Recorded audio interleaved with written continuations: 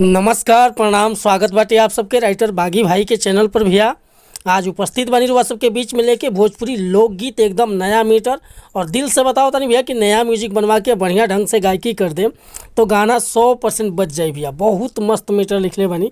तो चलिए मीटर के शुरुआत कल जा, लेकिन शुरुआत करे से पहले भैया एगो बात बतावल चाहब कि रुआ अगर नया सिंगर बानी या सिंगिंग में इंटरेस्ट बा, अच्छा मीटर के तलाश में बानी, अच्छा मीटर रुआ के नइखे मिलत, अगर हमरा चैनल पर आ गए बानी भैया तो निराश भइला की जरूरत नहीं। हुआ जैसन भी गाना चाहत हो कब लिखवावे के वैसन गाना हमरा कलम के जरिए मिली भैया।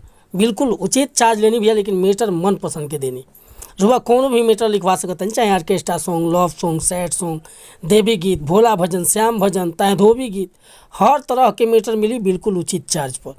तो ये खतरा कहल चाहते हैं कि चैनल पर नया बनी तो चैनल के सब्सक्राइब कर ली, बेल आइकन प्रेस कर ली, ताकि हर रोज़ रुआ नया मीटर देखे के, सुने के और गावे की मिले। काहे कि भैया हम 2 वीडियो अपलोड करनी, एगो सुबह मॉर्निंग 5 बजे और एगो शाम के 5 बजे। आज के मीटर देखल जाए कैसे आज के मीटर बा, कैसे गावे के बा।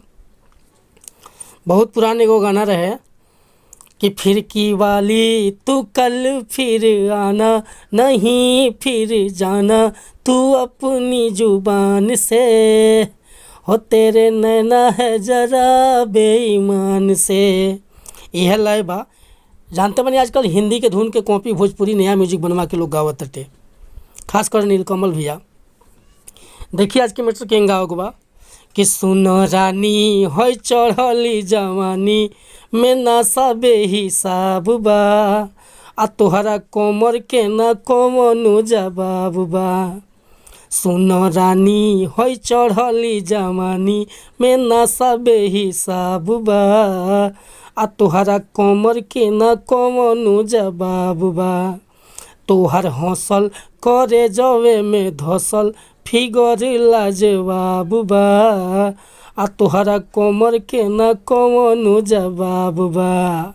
होय सुन रानी होय चढ़ली जवानी में नशा बेहिसाब बा, आ तोहरा कमर के न कवनो जवाब बा। तोहर हौसल करे जवे में धसल फिगर लाजवाब बा, आ तोहरा कमर के न कवनो जवाब बा। तो उम्मीद करता नहीं भैया ये मीटर हुआ सबके मस्त लागल होई। अगर ये मीटर पसंद बा, फुल गाना लिखवावे के चाहता नहीं तो बिल्कुल उचित चार्ज पर हुआ के व्हाट्सअप के जरिए ही गाना मिल जाई। हमार व्हाट्सअप नंबर बाटे भैया 8874473128। रुआ बेहिचक कॉल कर सकिले, चाहे व्हाट्सअप कर सकिले, और डिस्क्रिप्शन में भी कॉन्टैक्ट नंबर बा, रुआ जाके निकाल के फ़ोन कर सकिले, चाहे व्हाट्सअप कर सकिले। कोनो भी प्रकार के मीटर खतरा चाहे ही चाहे और भी मिलत नहीं अगला वीडियो में। तब तक के लिए नमस्कार, प्रणाम, धन्यवाद भैया। जय हिंद, जय भारत, जय भोजपुरी समाज, हर हर महादेव।